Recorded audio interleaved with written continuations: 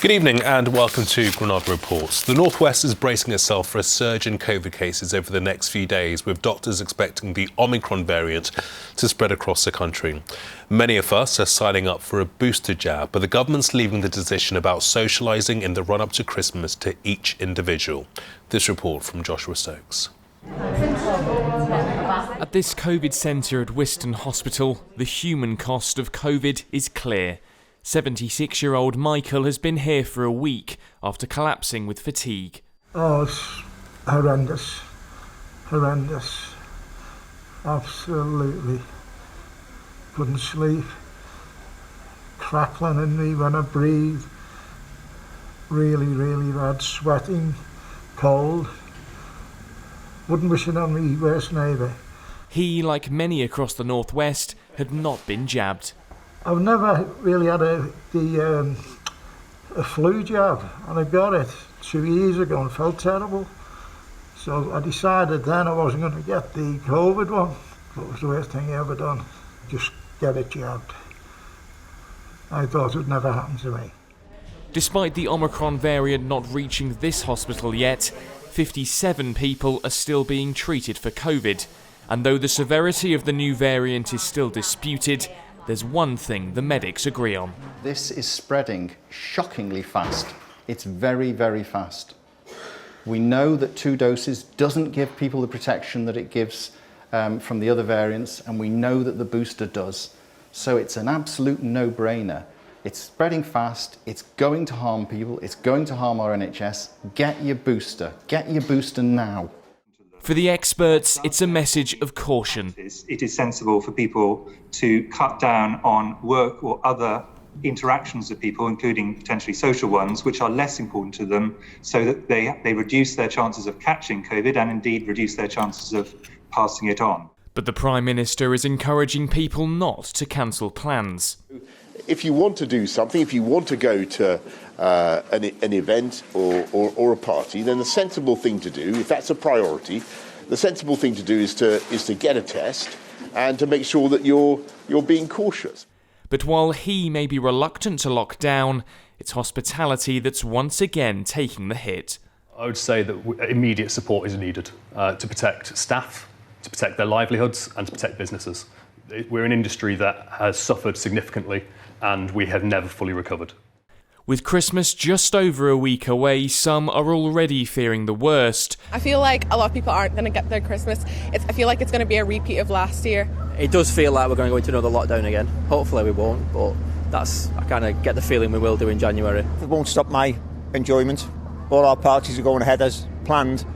We missed out last year. It's now down to individuals to make their own choice. Joshua Stokes, ITV News. Scores of people have turned out to pay their last respects to one of our last World War II veterans. Wilf Oldham was 101 and fought in the Battle of Arnhem.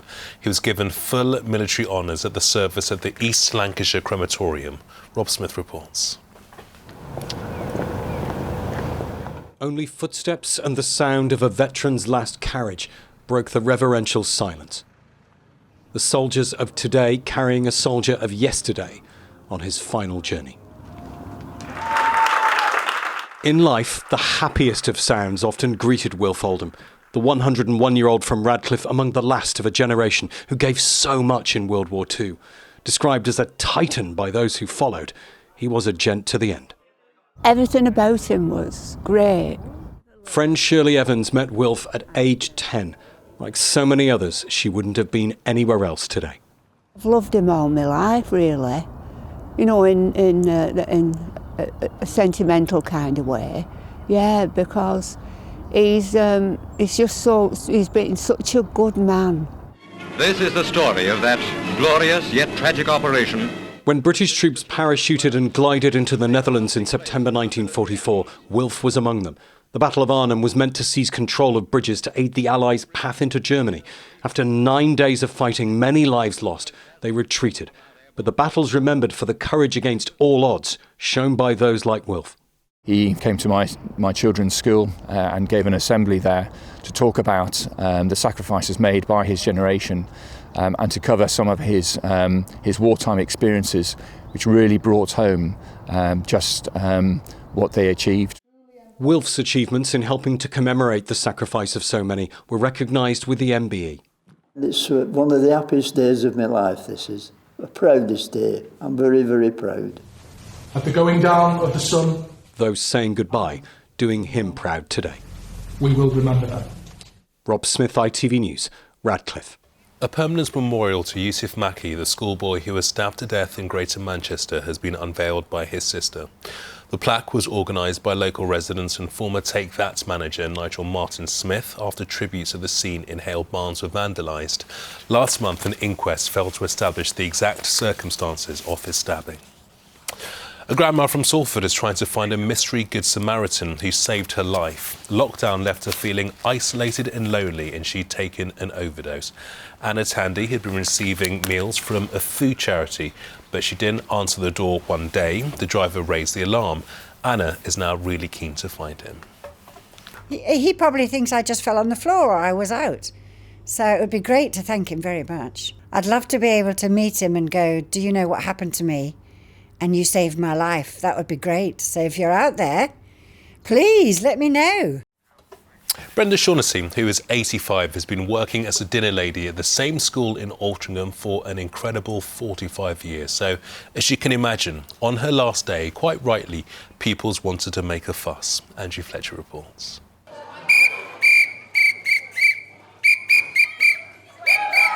It's the sound that signalled the end of dinner time for generations of pupils at Blessed Thomas Holford College. And today it means the end of Brenda Shaughnessy's 45 years of service. I honestly never expected anything like this. I really didn't. I thought I'd be doing my normal duty, you know. I feel sorry for the girls that are doing all the work now, you know. To those colleagues and 1,500 pupils, Brenda has been the school grandma. A listening ear, a shoulder to cry on, a constant presence in the dining hall. Seeing her face and smiling at lunchtime and seeing her come in, she's just a family. She's the family you gain as part of Blessed Thomas Holford.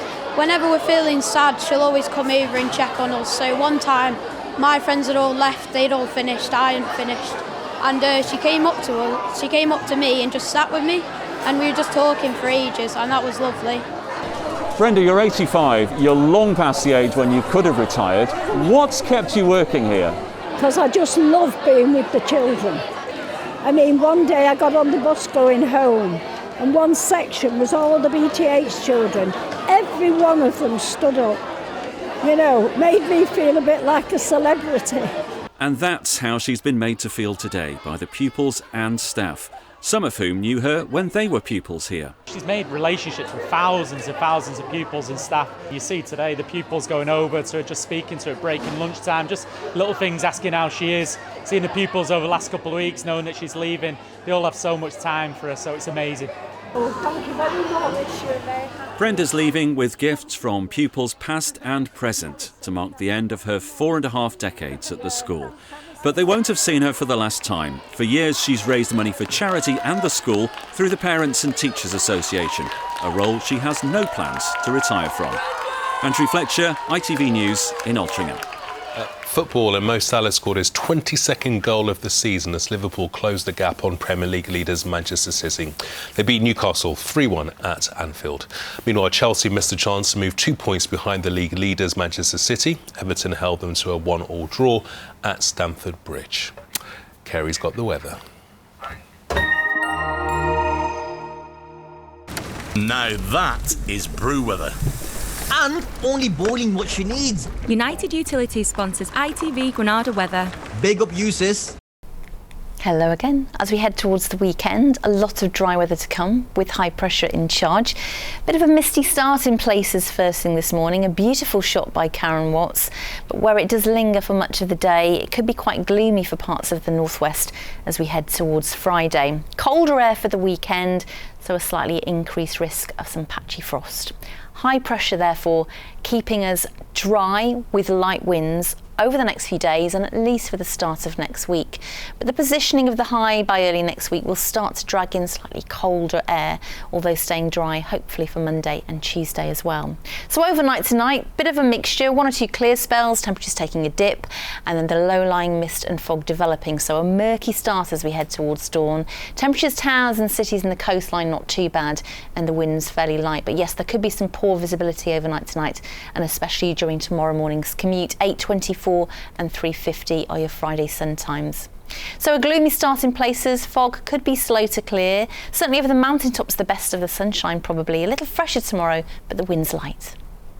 United Utilities sponsors ITV Granada weather. 2 sugars, please. Oh, lovely.